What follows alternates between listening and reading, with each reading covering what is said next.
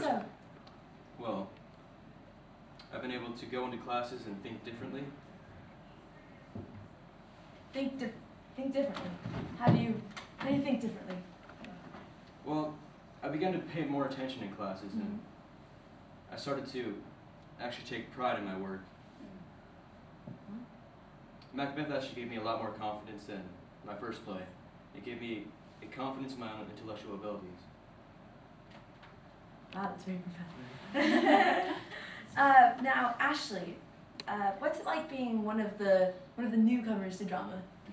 Well, I joined in the middle of my junior year, so it was a little different. I was kind of hesitant to come up here when everyone else had already been up here for a long time. But yeah, Desiree forced me up here. She wouldn't let me not come. And I'm really glad she did, because everyone is so welcoming up here that it doesn't even matter if you're like your first play or your like 10th millionth play. And so it was really, it's good. And it does help. I agree with the boys a lot that it helps with focus, because you have to manage so much that when you do have the time to study, you have to study. Whereas if you're not in the play, you're like, oh, I could do it later. But when you're up here, you're like, oh, I have to go home and I have to finish that real quick. So. Yeah. Did you find it challenging having to jump into just a whole new environment? Yeah, I mean, it was hard, especially starting with not very much confidence in what you're doing, but as you keep going, it builds and it helps a lot. Now, I know Charlie Strickland did a lot of the stage combat. Tell us how that went. Well, originally we started with the stage combat with real time, I guess, yeah, and placing the moves, and then we originally got the idea of putting it to song, almost like a dance, which Desiree helped us out by giving us This Bitter Earth by Diana Washington. And we performed the, yeah, I guess it was a performance too, the end of Macbeth to this song. But the difference between that and the classical version of Macbeth that you could usually see by most Shakespeare companies is they usually behead Macbeth off stage.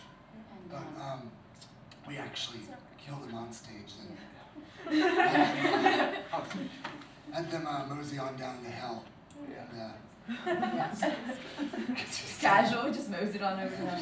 Now, I know you had some assistance in some of your scenes. I know, Sean, you played multiple roles, as you usually do.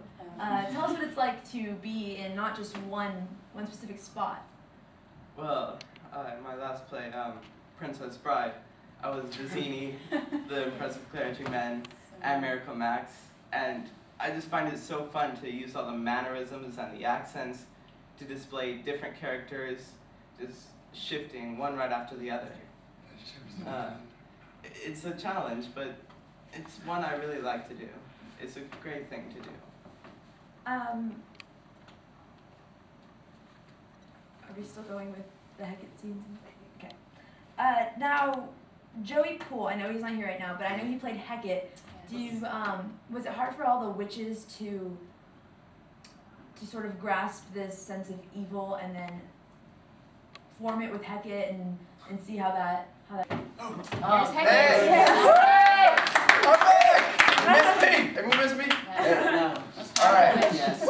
Alright. Alright, Joey. I heard you played Hecate, I which did. is the king of the witches. How did you prepare for this one? Well, basically, I just imagined that Hecate is the most powerful, evil character of the entire play. So I just tried to peer down into the deepest, darkest remnants of my person. I tried to just imagine just how evil I could possibly be. Like the second I put on the costume, I was not nice. Like you walk up to me, I will just treat you horribly. I became the worst person you could possibly know. And basically, I wouldn't let anyone near me unless they want to get thrown back. Whitney, you should know what I'm talking about. So basically, like the second I put on the wig, the cape, everything, the crazy hat. Yeah. Basically, I just became a whole other person. I like to imagine though that I created a history for my character where I was basically connected like to like the most evil people imaginable. Like I imagine that I was afraid of Satan. I imagine that. So you could probably imagine like where I'm going with this. Yeah, it's very powerful. Yeah. Now, you guys all did. Like Savannah's here. Savannah's As well. Is anyone else going to come out? Okay. Good. Savannah, you were the okay, I'm sorry, someone give me her official title. The manager. Stage manager. Stage manager. What was it like for you to manage all these upperclassmen? It was easy. It was really easy. It was not that stressful and it was really easy. Really? Yeah. Oh, see? Wow, Okay. professional. Wow. Did you find any divas with putting outfits? Sure. Very. I think I found a couple, yes. Definitely Cody was always fixing himself, and Gabe was always like, look at me. What do you think the hardest part was with being the Stage manager. Stage manager. I think it was trying to do the lights and flicker them out the same line while trying to press the fog machine. It's fun to do the It's like fog. a balancing act. Everyone was like really close to me, so I'd be like going like this, press the fog. Very small backstage area. Those lights aren't supposed to be on. Yes. Okay.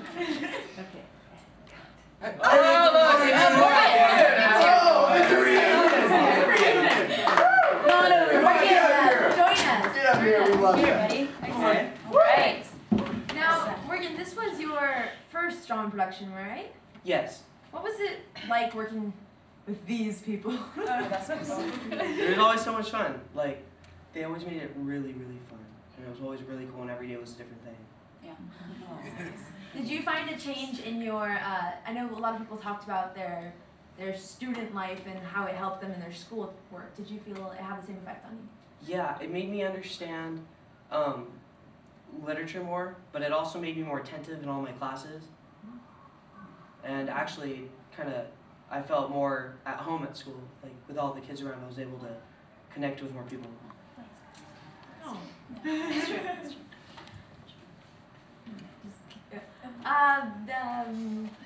Good, what character did you play?